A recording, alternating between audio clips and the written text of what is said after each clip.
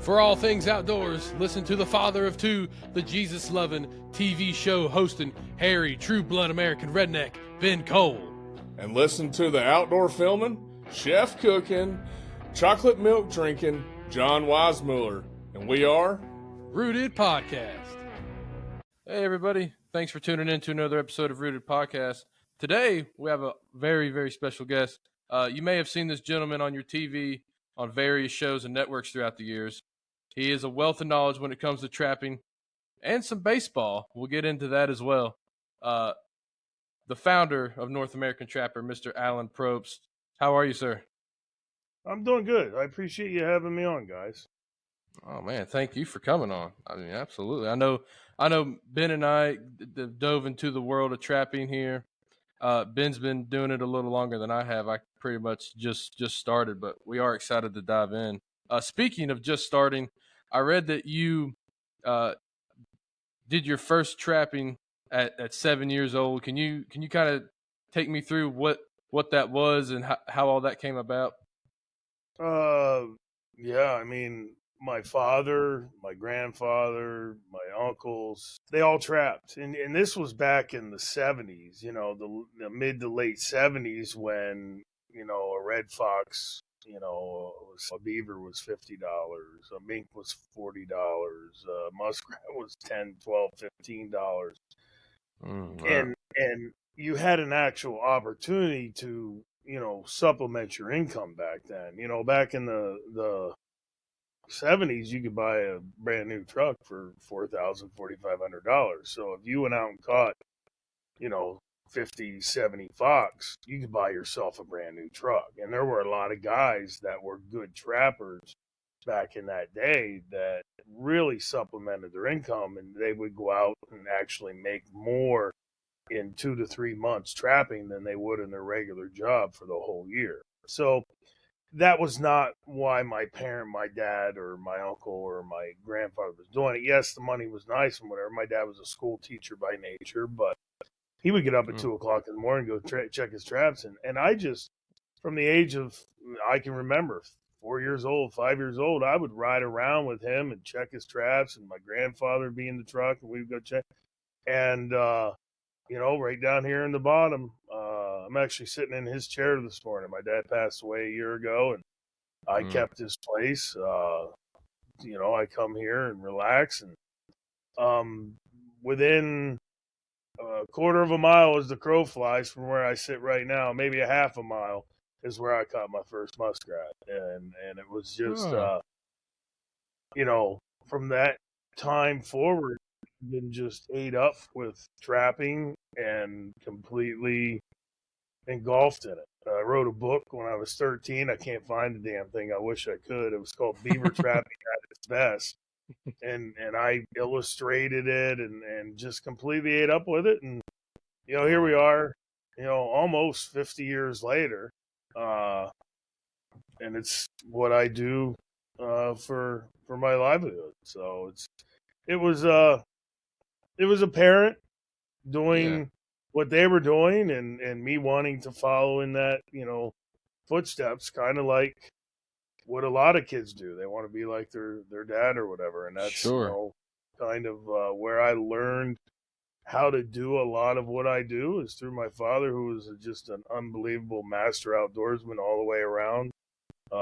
If you were a trout and you were in a pocket of water and he was fishing that stream, you might want to watch out because he was probably going to catch it. So he was just an all-around outdoorsman.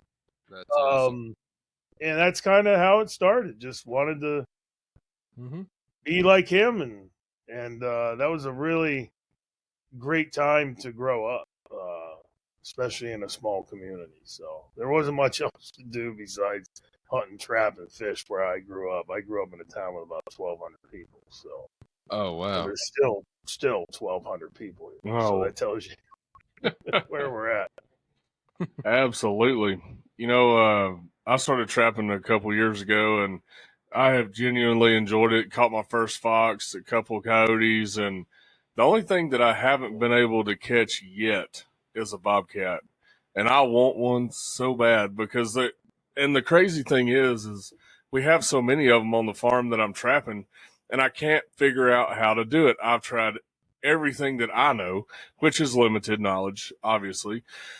And, there's a specific field, they come across it all the time. So I try to double set on the road. I've tried putting a stump out in the middle of the field, tucking some stuff under that.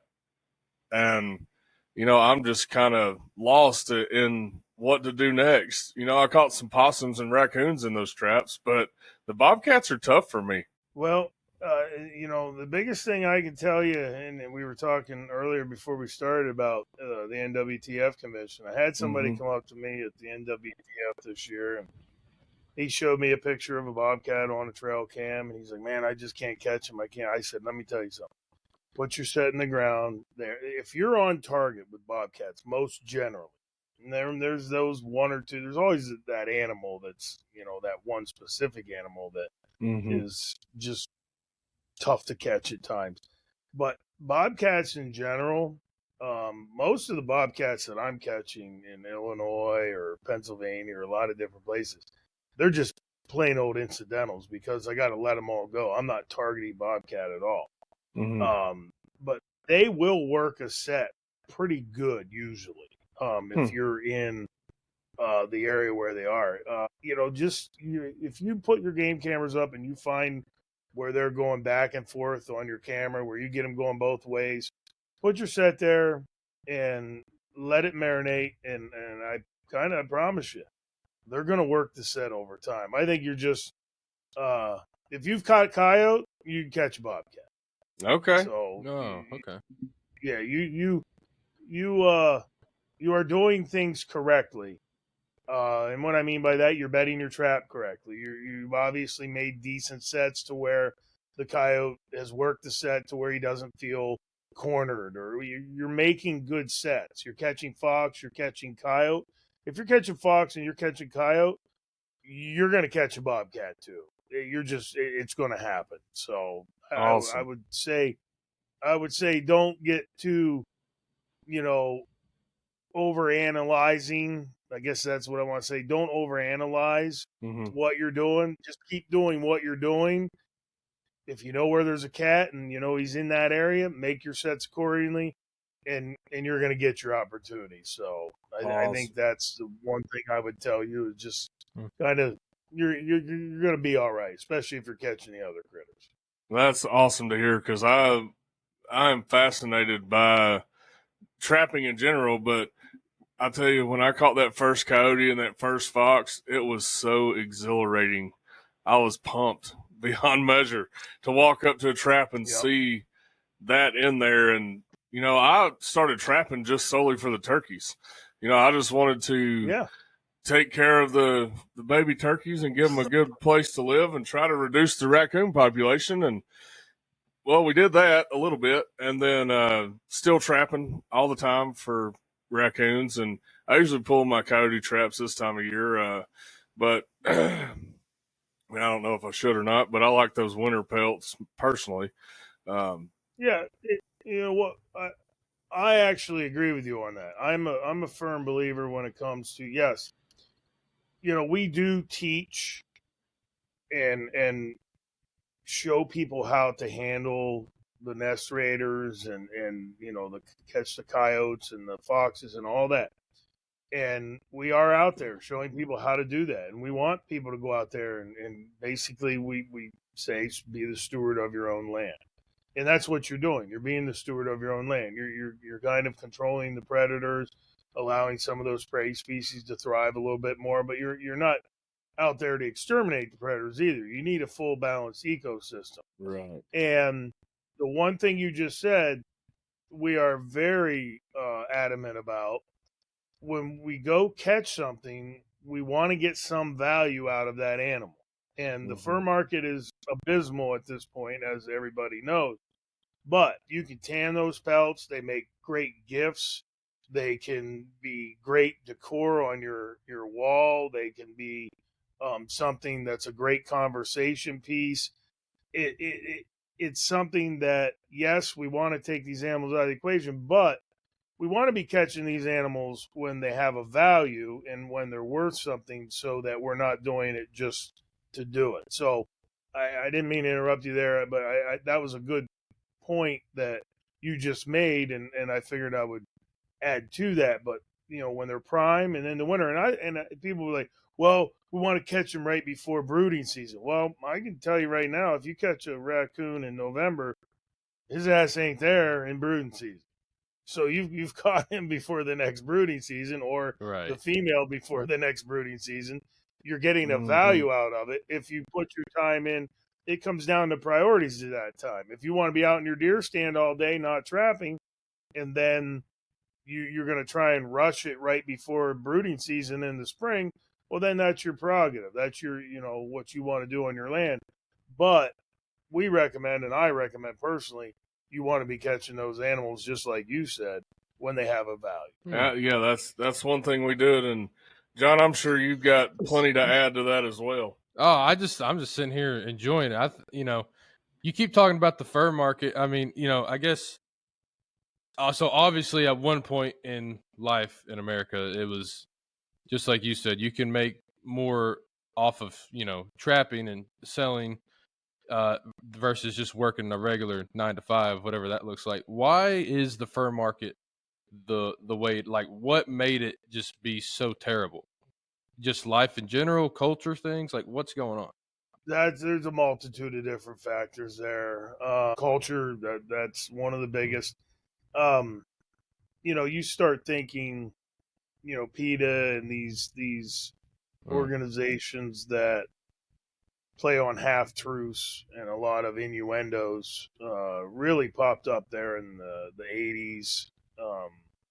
They've always been around, but PETA and the Humane Society, and they've done a much better job of, and they have more money. It comes down to money a lot of times. They have more money for advertising. They have more money to, tug at the heartstrings. I mean, you can't watch any mm-hmm. TV, especially late night TV, um, where you don't hear Sarah McLaughlin, you know, whining in the background, and you have a bunch of pictures of dogs and cats and different things that they're tugging on heartstrings. And don't get me wrong, I Mm-hmm. don't want to see any animals. Like as a trapper, I mean, this is so multifaceted. I could talk on this for the next hour.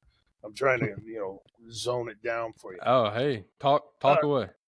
you just have a multitude of different factors, as I said, that have created a just a lower market. The North American Fur Auctions is out of business. The old Hudson Bay Company that was around for over 300 years, 350 years. The Hudson Mm, Bay Company, which was NAFA in Toronto, the North American Fur Auctions, out of business. They went out of business a couple of years ago. Just shut their doors. mm, There's really wow. only one auction house. That's Fur Harvesters now out of Thunder Bay. And the sale they just had was not good on the pricing, but then you have in Copenhagen where all the mink and all of that was. They used COVID. They went in there and exterminated tens of millions of mink under the guise of spreading COVID and disease. That market has just been obliterated. That whole industry was obliterated. You got Mm, our three biggest buyers of raw fur: China, Russia, and Ukraine. Two of them are in a war. And that mm-hmm. just adds to it. There's so many different factors. Now, will it come back? Yes, I think there'll be little ebbs and flows. Mm-hmm. But me personally, I do not see a boom like in the 70s where, when you look back, if a $70 Red Fox in 1978 or 1979, 1980, $70 Red Fox at that time is a $250, $300 Red Fox today when you start figuring Mm-hmm. in inflation. Sure. So, can you imagine if Red Fox were selling for $300, how many people would be out there trapping trying to catch these Red Yeah, Fox? absolutely. So there's those factors. There's the societal factor of people's mindsets have just changed. There's when I was growing up in the 70s, if if if somebody was a trapper, and I remember this. My father, the reputation of a trapper was, he's a great outdoorsman. That's what it was. It Mm. wasn't. Oh, he's a trapper. Which today, if people know Yeah. you're a trapper, they look at you like you're a heathen, and it's just not the case. I love animals more than any anti, like, because I respect Yeah, them and I know exactly. their habits and I know all about the animal, the quarry that I'm going after. So Mm.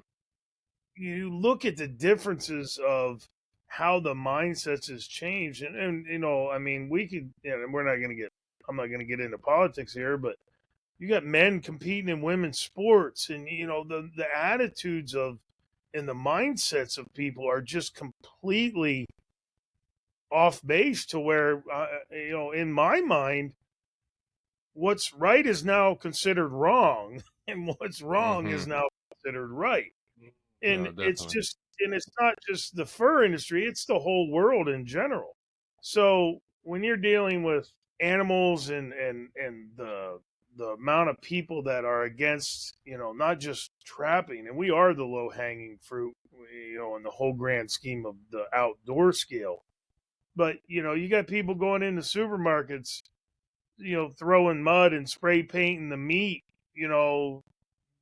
for people in the Right. supermarket. So Mm-hmm. there's just a major, major change in those attitudes and those mindsets that it's really hard to, it's really hard when you're in our community, the trapping community, where we don't have the money to be running $1 million commercials and tens Sure. of millions of dollars of ad campaigns and things like that, to actually get that information to the public. And, like I said, I could talk an hour on that, and I got a little long winded there, but that's kind Nothing of wrong with it. everything in a nutshell, if that makes any sense of what I just threw together there with my No, ADD flying. no, it definitely does. And so let me ask you this then.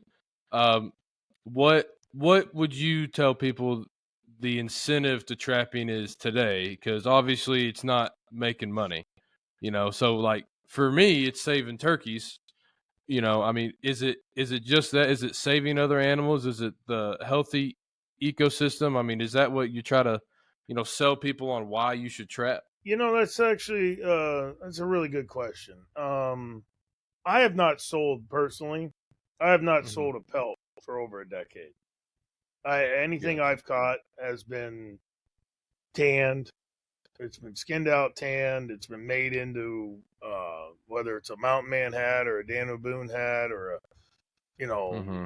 we try and get more value and do different things with our furs out of it. I give them as gifts. Like if I trap uh, a farm up the road and I catch a couple coons there, I'm getting them tanned, and I'm at the end of the year, I'm taking them. Hey, here's one of the coons I caught off of your property, and they're all, people are, they're always like, wow, that's really cool, that's awesome, thank you very much.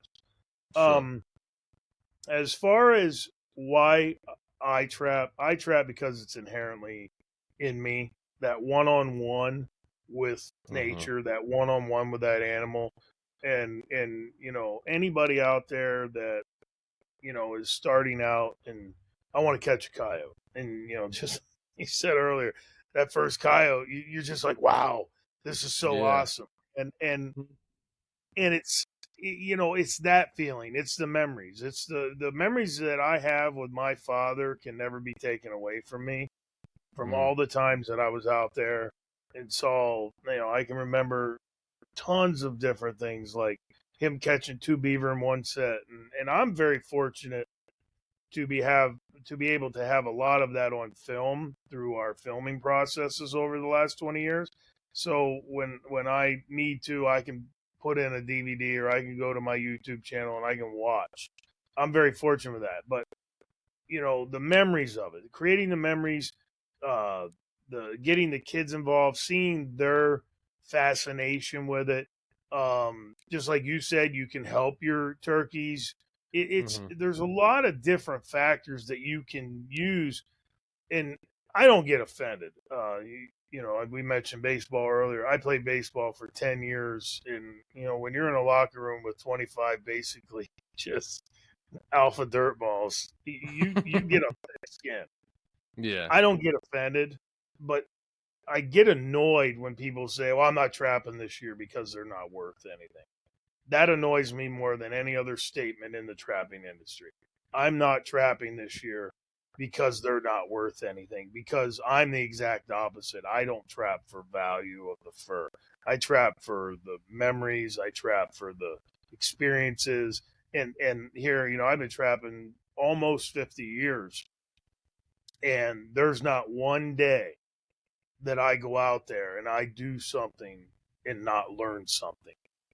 Whether it's the animal showed me something new, whether it's I made a mistake and I learned something new, whether it's like, you know what, that looks kind of neat there. I'm going to try that this time. And then the next day I go back and I catch something and I learn something new. So it's an educational experience. And I would put,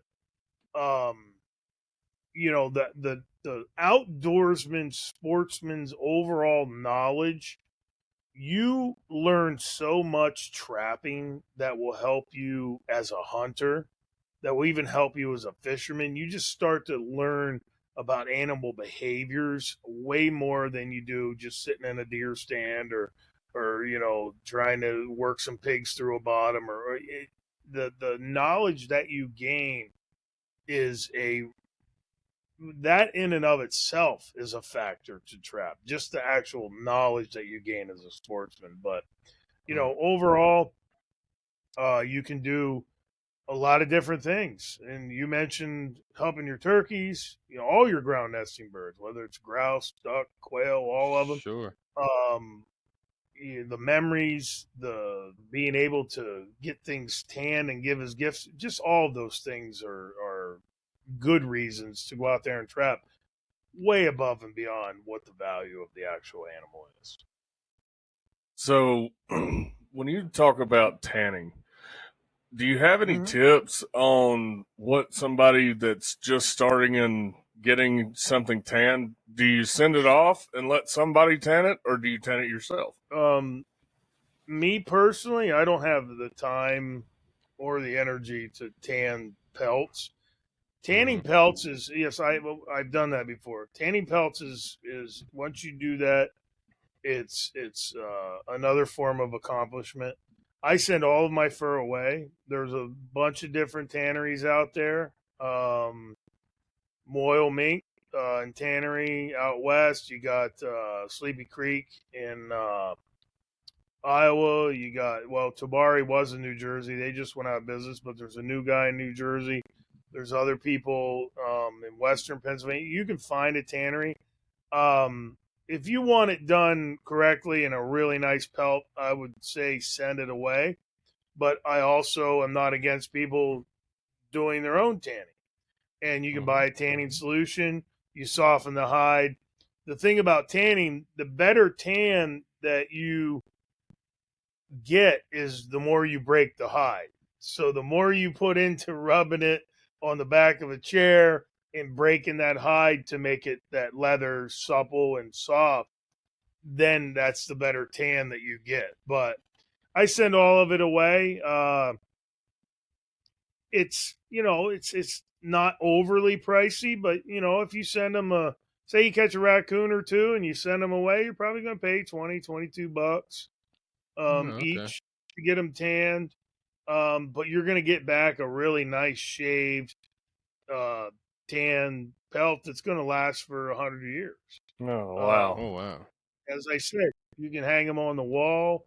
You can hang them. Actually, turn the camera. There's my dad's otter pelt. You can see hanging right there. Oh wow. Been there. That's been there about 20 years, That's and awesome. that's where it sits. If I turn, you can see a bobcat he caught there, and there's a gray fox there. So those are gonna hang there for as long as I'm around until I'm in the dirt, and they'll be fine. So, but they're all professionally. Oh, okay. Well, So, that answered do a they question for also me. like? Absolutely. Do they also do those places make like the hats and stuff, or do you got to send it somewhere else to do that? Just curious. No, a lot of those places don't make they're more just tanneries. They're going to tan your fur. But there's a lot of places out there that'll make the hats for you. A simple Google search these days, Sure. you're going to be able to send your pelts. You're going to be able to tell them what you want done, and they're going to have a lot of examples on their websites that are going to allow you to get made what you want. There's people out there making beer koozies and stuff now. Oh, wow. We make hair scrunchies for women. Like I Nice. said, the mountain man hats, pillbox hats, slippers, mittens, gloves, blankets. All those different things, and you'll be able to find people that'll be able to make those simple Google searches more than you probably want to know. Yeah, right. Oh my goodness. So I kind of want to deep dive into the actual trapping part of this. Now listen, I obviously don't know a lot of things out there in the trapping world. I'm sure there are, as many different traps out there. I'm sure there's, thousands of them. But what I guess to you, I'm sure it depends on the animal, obviously. But what is your favorite trap slash setup?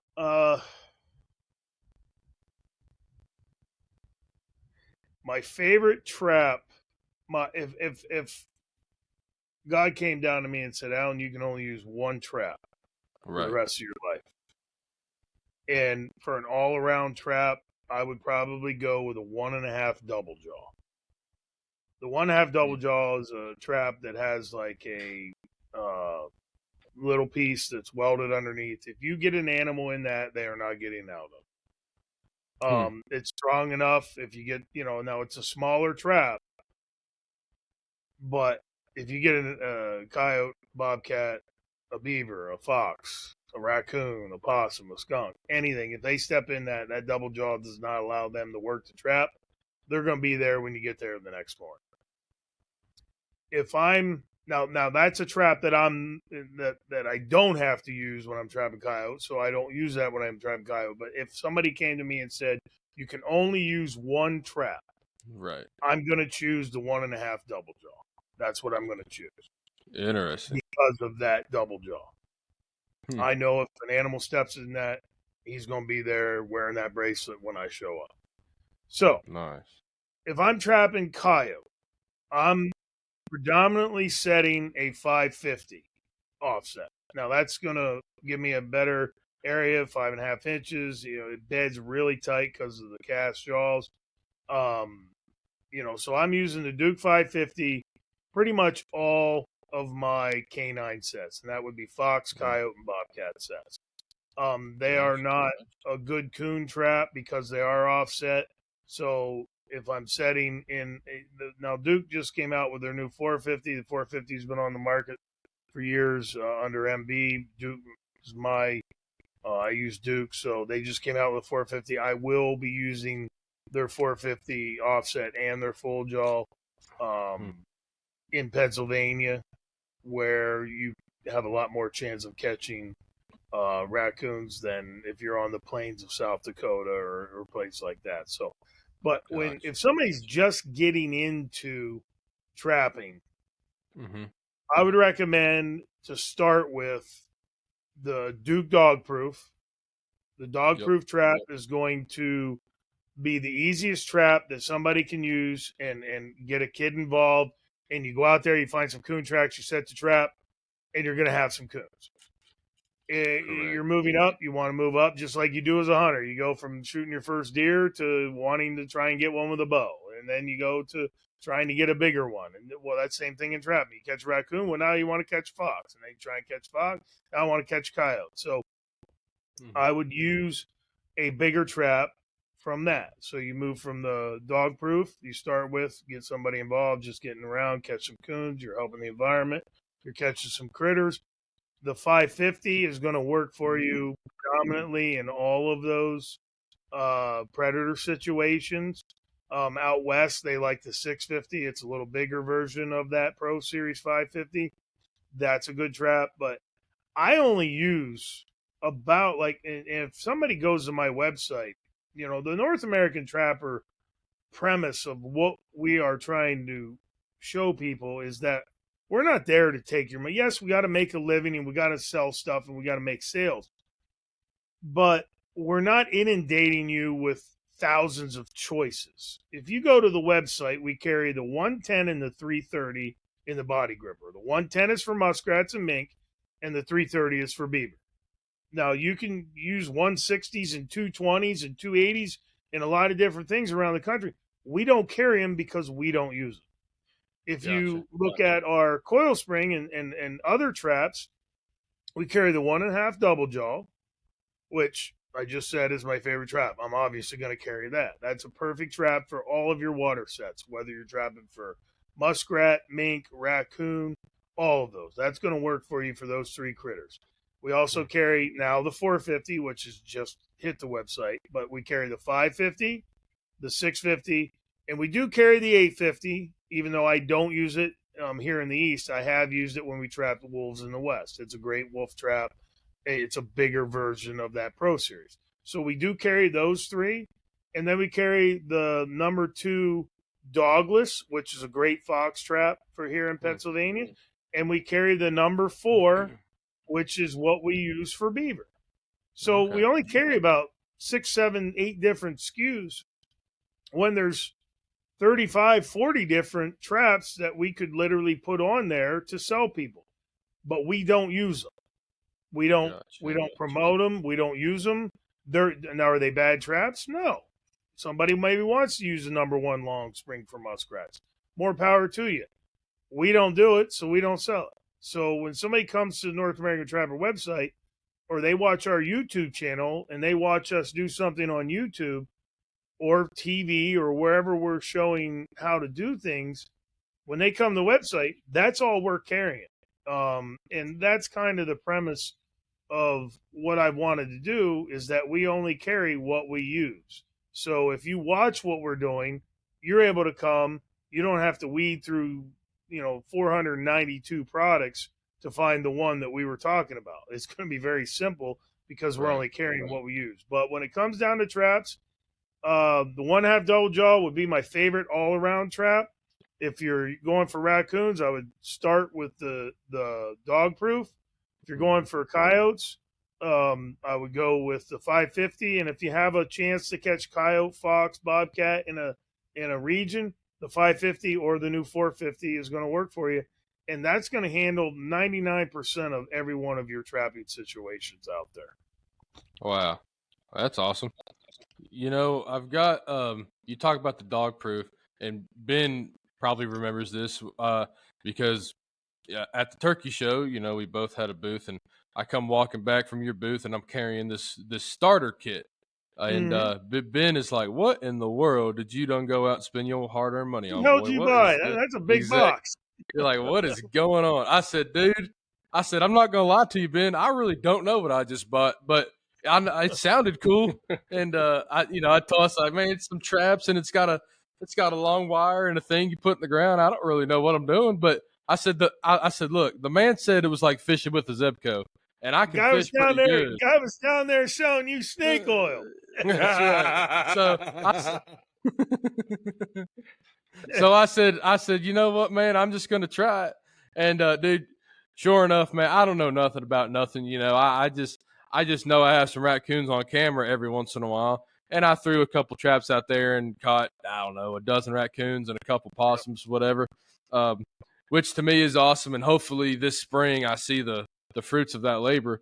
But I'll tell you, one thing that I was kind of just taken aback by was, I just didn't realize how many raccoons were in my woods. Because, as someone with cameras, and a lot of people get caught up and, oh my goodness, if it's not on camera, it's not alive kind of thing. They do that with deer a lot. Oh my goodness, this deer's just dead. And then it comes back 2 years later. It was never gone. It just never walked in front of your camera, right?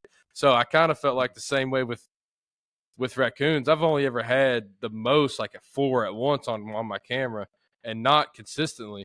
But man, I was catching them just like bang, bang, bang. I was just getting them, and I was just so surprised of how many. Number one, how many raccoons there were, and how easy for someone who had no idea what they were really doing. Just put that dog proof out, and I put the. I believe it's called Coon Buster. Is that what the bait's Yeah, called? we Yeah. we have our coon buster bait, which is soaked in crawfish. They cannot walk by that trap without working it. Yeah, it's crazy. The thing is, I guess we didn't lie to you. We told you it was going to be easy. Absolutely, And, absolutely. the biggest thing with those dog proofs, you just make sure they're staked. Obviously, we provide the stakes in the kits, Yeah. and you connect the stake to it, and you put that dog proof in the ground where they have to bump their nose on it, and they are not walking by it without working that trap. And, I don't know how much property you're working on, but like you said, Mm-hmm. you saw 3 or 4 on camera. You go into an area, people really don't know how many little critters they have running around their It's property. crazy. And you took out 10, 12 raccoons, and the studies show that each raccoon is going to, now it's not all turkey nests, and I Mm-hmm. want to make that clear, because I think a lot of times people hear us throw some numbers out and they're like, well, that's crazy, that's not possible. Well, there's a lot of ground nesting birds, and Correct. it's whether it's quail, duck, pheasant, geese, wherever you're at in the country, you're going to have not just that, but songbirds too. But they say on average, each raccoon is going to take anywhere from 1 to 1.5 to 2 ground nesting bird nests per brooding season. Now, like I Wow. said, that's not all turkeys, but some of them are going to be turkeys. Mm-hmm. Sure. And each raccoon that you took out there is 10, 12, bigger dozen, whatever. Each one of them was going to predate, and they're actually the newer studies coming out are actually showing that the raccoons are actually searching out, hunting for ground bird nests as a food Mm. source. They're actually showing that they're actually hunting them out. So because there's so many raccoons, the fur there's the one. Not to go backwards, but let's go back to the fur market. Sure. Raccoons are averaging $2, $3. Nobody's out there trapping them because their mindset is, well, they're not worth anything. We're not trapping them. So now you have this explosion of predators, and they got to eat. The predators have to eat. So the thing that gets lost in the shuffle is the other species in that ecosystem. Yeah, they're exploding, but they're exploding and they're taking a lot of these out. And the one thing that we fail to talk about more than, or not enough sometimes, is that nest, yes, they raid the nest or whatever, but they're usually, a lot of times, that female or that hen turkey isn't leaving that nest, and they're getting that +1. So they're not only getting the clutch, they're getting the +1. They're taking that turkey out of the equation as well. And with the advent of game cameras over the way people are using them, you can't literally get on Facebook. At least I can't, with the 5,000 mutual friends that are in the same industry. You can't get on Facebook in this brooding season in the last month or so, or 2 months, and not see somebody sharing something that they saw on TikTok or YouTube or wherever, where a coyote at a nest destroys a nest, and he's got the hen in the mouth. Wow. Bobcat at the nest. I didn't realize that. A fox at the nest taking the hen. Raccoon at the nest taking the hen. So you're not just losing that clutch, or that clutch that's coming, you're losing the hen too, because she stays there and fights to death to protect her young. So sure, the more you can take these out of the equation, the better they're going to have a chance to survive. And on the other flip side of that, I always have to say, we have to understand it's not about extermination, it's about conservation. Mm-hmm. This is about conservation. This isn't about going out there and taking every raccoon that we can and wiping them out. No, we want raccoons, but we want them in control on our property, so that everything, there's going to be raccoon that gets a nest here and there. That's fine. That's nature. But we can't have a 50-acre parcel or a 100-acre parcel or a 500-acre parcel that's got 5, 6, nests and hens on it, and 500 raccoons running around that property, Right. they're gonna find every one of them nests. So Sure. there's a balance there, and then part of that balance is controlling the predators and releasing some of that. And every coyote that they've done studies. I don't know if it's completely. I've seen the meme, and you've probably seen the meme where they have one coyote and they have 19 fawns, and they say that a coyote den will average anywhere 17, 18, 19 fawns when they're raising their pups. They'll go out and get that many fawns. And I think, Golly. when you start to look at the predation factor of it, we as stewards of the land need to help out, which trapping has always done. Trapping has always helped out because there were a lot of people out there trapping because it had a value as far as the fur market. When you look Hmm. at it now, that fur market's down, so you don't have as many trappers out there. And now that you have the exploding populations, that's the more pressure on the prey species. So it's kind of up to us as landowners, leasers, and things of that nature to do these little things to help control that population so we can have those other species. Yeah, I agree with you 100% on that. That's one of the only reasons that I trap, other than the fun, is to help be a good steward of the farm that we're on and to give the critters the best opportunity possible. And, because we're trying to create an environment that's good for everything, not just the deer, not just the turkeys. We want everything to thrive. And that is going to include some predators. It's part of it. Absolutely. They're part of the ecosystem. It's what makes things go around, because if you don't have predators, you have an overpopulation of other game, which leads to all kind of trouble for them. So it is good to have the checks and balances that were put in place by the creator himself for this stuff to keep going. But I do agree with what you said about, you don't want 5,000 raccoons running around on your property either, which Yep.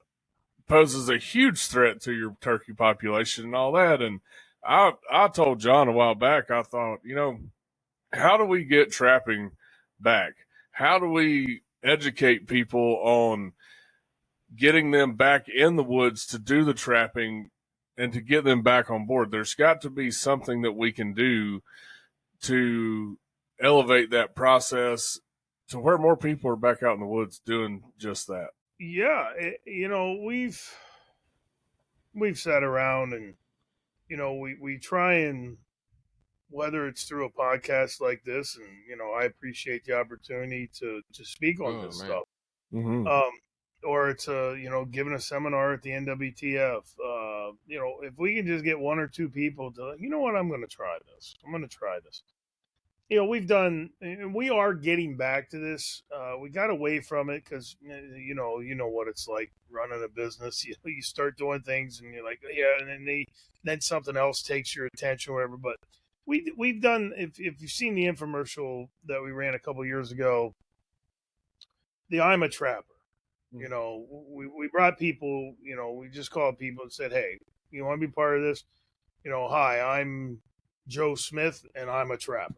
Mm-hmm. Hi, I'm Bill Brown and I'm a trapper. And we're going to get back to that I'm a trapper stuff. But also,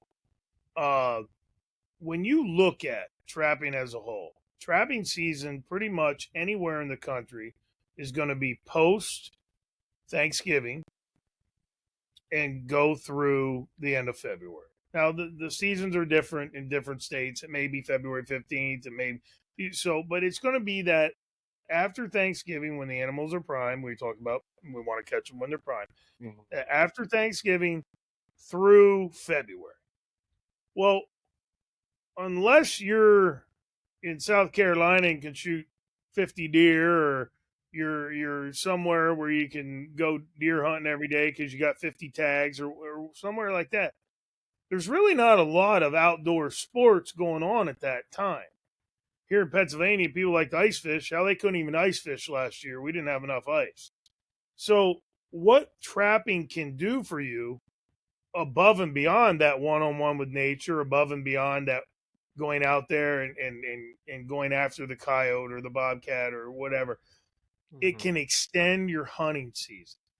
And that's the one thing that we've, in the last 6 months or whatever, we started to really, it's resonated with us, and we're going to start to try and teach people, hey, this extends your hunting season. Extend your hunting season, because that's exactly what it does. It extends your hunting season. Instead of sitting in the house eating hot dogs and watching football, yeah, you can eat hot dogs and watch football, but if you watch that one big game, but it will extend your hunting season. It'll give you something to do that you can get out there and go back into nature. Instead of just looking at it from, well, I'm a deer hunter or whatever. Well, I'm a deer hunter, and then I turn into a trapper because it extends my hunting season. And that's kind of how we're that may work, it may not, but if, like I said, if we get one or two people every time we talk about this to do it, I love it. That's one or two more people that get back into it. Oh, yeah, no, I think that's incredible. Yeah, I do too. I have to agree with that. I was just gonna say, I know that Ben and I would help. Yeah, that's exactly what I was gonna say, John. That we would be on board for that. You just let us know how we can help you, because we are all for the trapping. Well, we as a community, well, not we, us. You're in that community now. We really, as trappers, I'm a traditionalist, and I like teaching that tradition. It's not about the money. It's not about the value of the pelt. It's about Jeremiah Johnson. It's about Jedediah Smith. It's about Coulter. It's about all those different guys that, I think romantically, I'd like to think that, man, I wish I'd have grown up in the 1800s and been able to go out and participate in the beaver wars. And as I get older and I stub my toe into the bed and I'm laying on the ground, I'm thinking, well, maybe I wasn't cut out to go out there and fight grizzly bear in 10 degree below zero. So, but romantically in my mind, right. I love the tradition that mountain man, nobody's got a hold of me, screw the government, screw everybody else. I'm a mountain man, and I'm a free trapper. And that's one of the lines in that movie. I'm a free trapper. And I think a lot of guys in the community that I see at the conventions and stuff, we all have that same mindset, because that's the value. That's the mindset that you get when you're out there going one-on-one with nature and you're the only one around and you're slinging some stuff in the water and you're slicking up a bank, or, you look over your shoulder because you hear something and it's a deer watching you. That you can't get that feeling sitting on a couch. You got to be out in nature. And that's the value of it. And when people get out there and start to experience it like you guys have to a certain extent, it's a fire that lights inside you, and it gets in your blood. And that's awesome. And it is awesome. Like going up to that trap every day and looking around the corner or driving around the corner, waiting for that animal bouncing. And some days you don't, nothing in it today. And then some days you turn around that corner and there's a coyote spinning in the trap. That's what it's all about. So that's the feeling that I want people to get. Yeah, Christmas every day. That's what I said about trapping. It's Christmas every day. Yep. It is pretty incredible. So, Alan, as we kind of wrap this up, I'll ask you a few last questions. We really appreciate your time today. I get you get as much time as you need. I don't have to get my kid's got a big golf tournament this weekend. He's a pretty accomplished golfer, and he's still in bed. I don't have to wake him up till 10:30. So you got my time as much as you need. Awesome. Well, I just want to ask for not signing on the other day. Oh, that's all right. So it's a lot life is life, my friend. It does happen. It does. So obviously, you've been trapping for a while. Do you have, and I'm sure you do, any crazy trapping stories? Like you got something that just right off the top of your head? Like what's one of the craziest things that you've seen or experienced in the Man, trapping world? wow, there are a lot of these. There's so many. There's just so. I already got 3 or 4 that popped in my head. There's so many. Uh, back. This would have probably been when I first got my driver's license. I was 16, middle 80s, 85, 86. There was this little pond in Jersey Shore, which is the next town over, and when I got my driver's license, I kind of went around and stole a lot of my dad's spots. Which he's like, "Geez, you beat me there again." And there was this pond, and I walked around the pond, and when you're looking for muskrats in a pond, if the hole's being used a lot, it's going to have a real bare bottom, it's going to be rubbed out. There won't be any leaves, no dirt, no dust, and it's nice and smooth. And it'll usually have a little milky water in it because that's what's being used. And I'm like, oh, there's rats in there, and I said I'm gonna put 2 because there's a longer channel coming out of the bank, and I put one trap in uh, the far end of the channel where it went down into the pond, and then I was putting the trap in the water at the hole, and a rat came flying out of the hole into the trap when I had the trap went off when I had it in my hand, and I caught a rat when I was setting the trap. Wow, man. So how cool! That was pretty cool, and I was like, yeah, I was young back then. I was 16. Yeah, I was 15 or 16. I was 16 driving. Then, that same time, I don't know, maybe a year before, a year after, whatever. It would have been then or a year after because I would have been driving. I was by myself. Right down as a crow flies, about halfway to where I caught my first muskrat. There's a ditch that goes under the road, a little culvert, and you like setting the culverts. And I go in there and I make my set, and I get done making my set right along the abutment, right along the wall. Have it, in there, and I was probably using the number 1 back then, a Victor number 1. And I heard something down in the brush, and I'm like, well, that's a rabbit. I'm going to go down there and kick him out because, you hear something, you want to go investigate. And I go down, and it's a mink, and he jumps out, and he runs, and I watch him. This would have been so perfect, but I watch him run up the little slough right along that bridge above it, and he jumps over my trap. He just missed my trap. I almost saw that mink get caught in that trap. And so there are 2 really cool things. Watching my dad, like when I make a beaver set, I put 1 trap. We used to use the number 3 Duke round jaw. Now I use the number 4. But, it goes on a slide wire, and I put 1 trap in the scent mound and the block out in the water. Well, my dad makes the set with 2 traps. He's got like 1 and 2. And we go in and we make sets the one day, and we go in the next day, and I didn't walk around the other side of the pond. My dad did, made his set on the other side, and I'm like, I checked mine, and I don't have anything, so I'm not putting my hip boots on. And he walks over, and he's like, and he looks, and he pulls up he caught 2 beaver in the same set.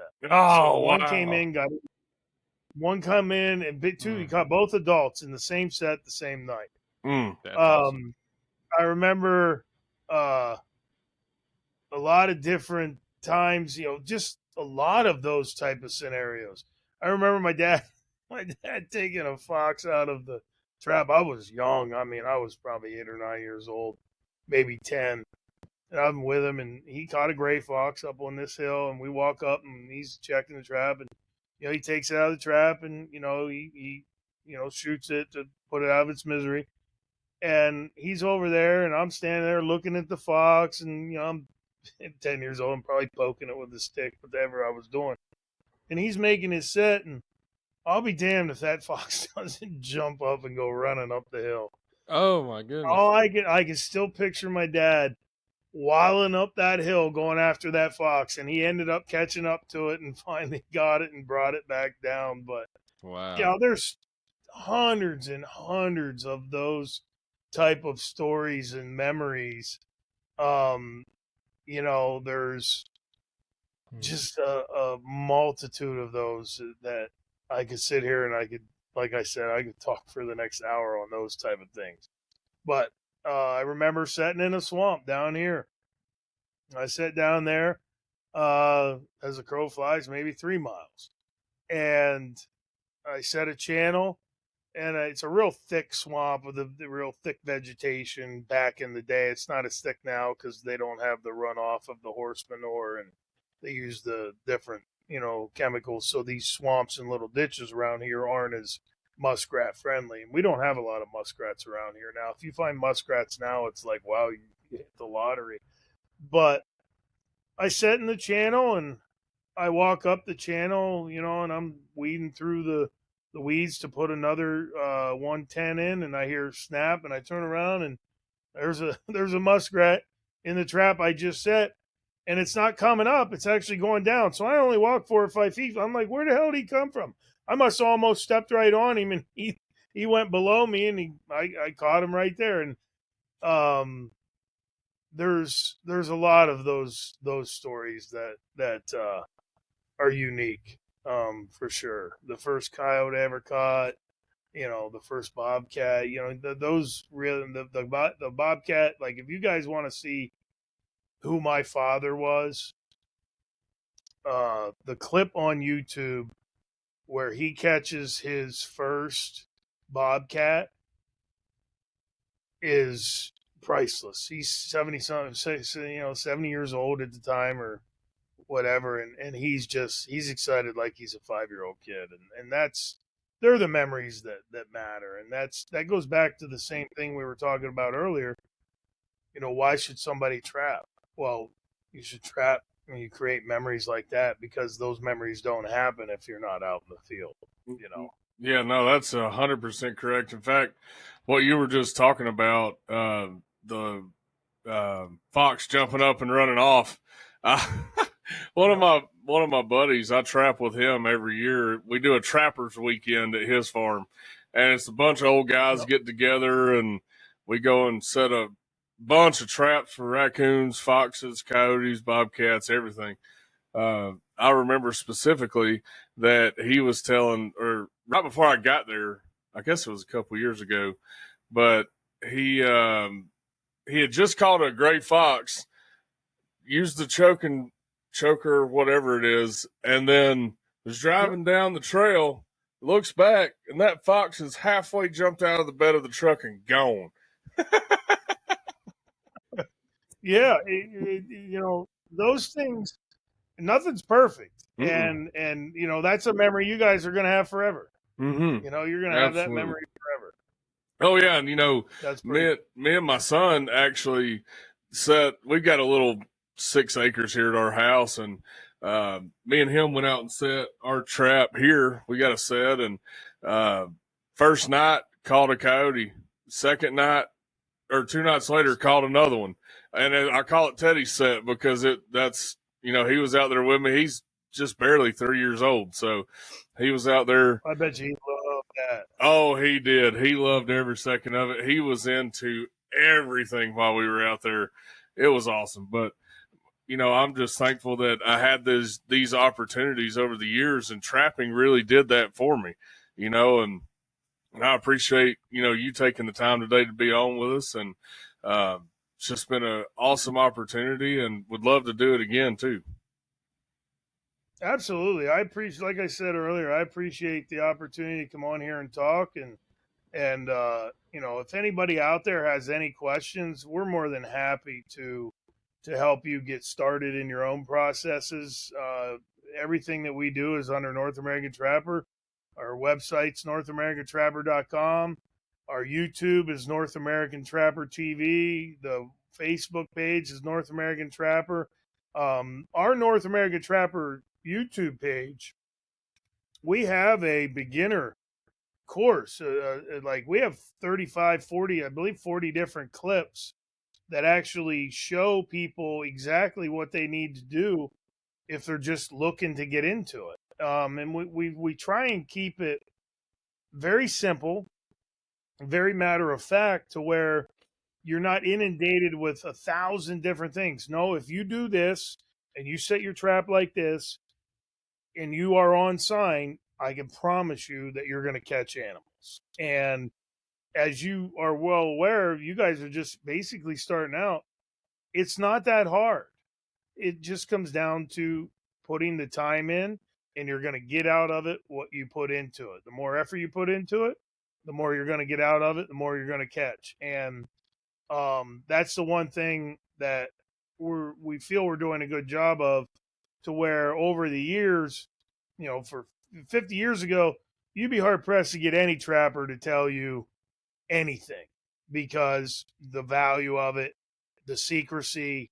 Nowadays, not just my channel, but there are a lot of different people out there that there's a wealth of information and knowledge out there. The only thing I would say is when you're watching it, uh, take everything in. If you learn something from this person, you learn something from me, you make it your own, and then you have your own little system that works for you. And we're just here. If anybody has any questions, our email address is info@northamericantrapper.com. So, but all of our stuff is available on the website, available on YouTube. And if anybody has any questions, we'll be more than happy to help them get started. Folks, you heard it here first, NorthAmericanTrapper.com. Head over there, check out their website, and dive into trapping. Get started. You'll love it. Take it from me. Take it from John. We love being in the outdoors. We love trapping, and, we love what we're doing for conservation. And with that, folks, don't forget to head over to rootedtelevision.com for all things Rooted Television and Rooted Podcast. Shirts, hats, merch, everything is there. And with that, the redneck is out. Thank you. For all things Rooted Podcast and Rooted Television, and I mean hats, shirts, hoodies, and other merch, check out our friends at CH Lone Star Pro and the link that is in our description.